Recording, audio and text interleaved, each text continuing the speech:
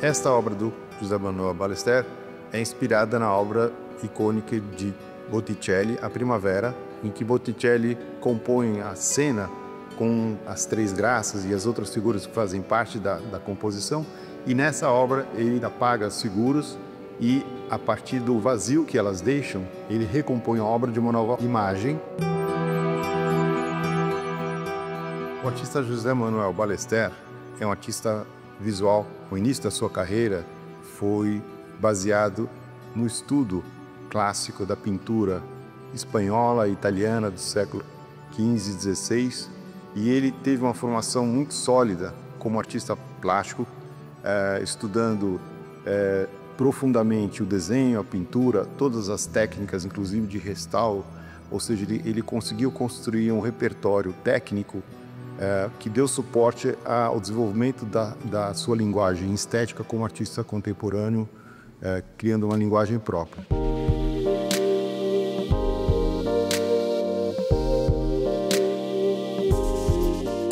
A exposição que ele traz, né, aqui em São Paulo, né, é um conjunto de obras em que ele refotografa, né, obras clássicas da história da arte, Michelangelo, Botticelli, Leonardo da Vinci, né, e ele retira as figuras humanas, né, dessas imagens digitalmente, deixando apenas o fundo, ou seja, o cenário dessas pinturas. A primeira questão que mais lhe interessa é a questão da solidão, né? Ou seja, a solidão é um fato incontornável para todo ser humano. Tem outras questões também, né? A gente começa a observar, né, melhor determinados elementos, detalhes, que com as figuras costumeiras a gente deixa passar em branco. Aqui no fundo você tem a famosa pintura A Última Ceia, do Leonardo da Vinci, né, em escala real. Essa é uma exigência, né, da estratégia do Ballester, só que sem a figura de Jesus e dos apóstolos.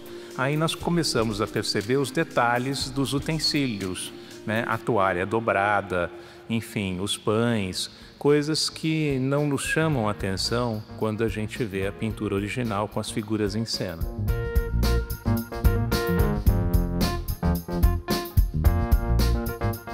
Nessa composição também de Botticelli, O Nascimento de Vênus, José Manuel Ballester retira a figura principal, que é a Vênus que fica pousada sobre essa concha, e ele recompõe a obra com uma técnica que remete à técnica original, e é uma fotografia impressa em tela com o resgate dessa obra como se fosse uma obra atual.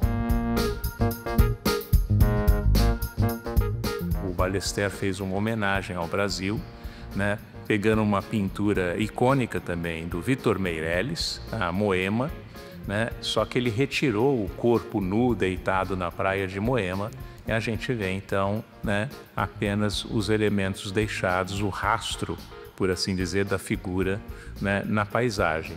Então é uma exposição muito instigante, é uma exposição que provoca o olhar do espectador, e as cores das obras originais, a textura das obras originais, elas estão presentes, é como se você estivesse diante da pintura real.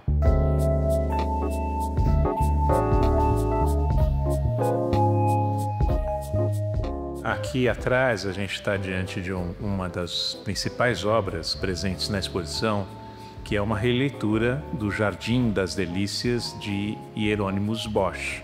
O Jardim das Delícias é dividido em três painéis, o retábulo original. Você tem o paraíso, depois você tem o purgatório e na outra extremidade o inferno.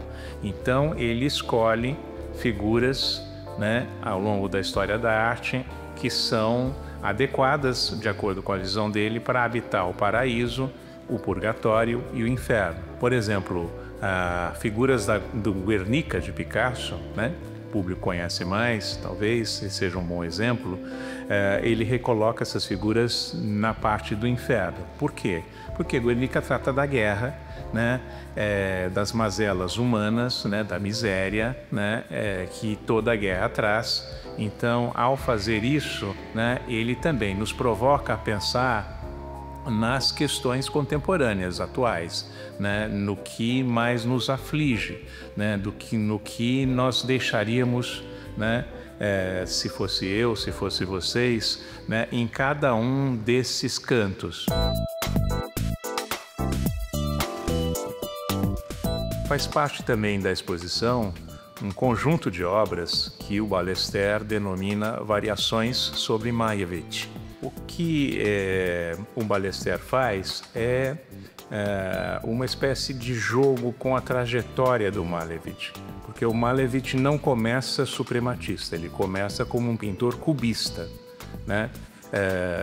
E depois do cubismo ele assimila formas do futurismo italiano, que registra, né, a velocidade das coisas, o mundo em movimento, né? Então, esse movimento, né, essa instabilidade, ela desaparece dos quadros, das pinturas do Malevich na sua fase suprematista. Então, o que o Ballester faz é pegar os elementos da fase suprematista e trabalhá-los, né, com ritmo e com movimento, como se esses elementos estivessem dançando.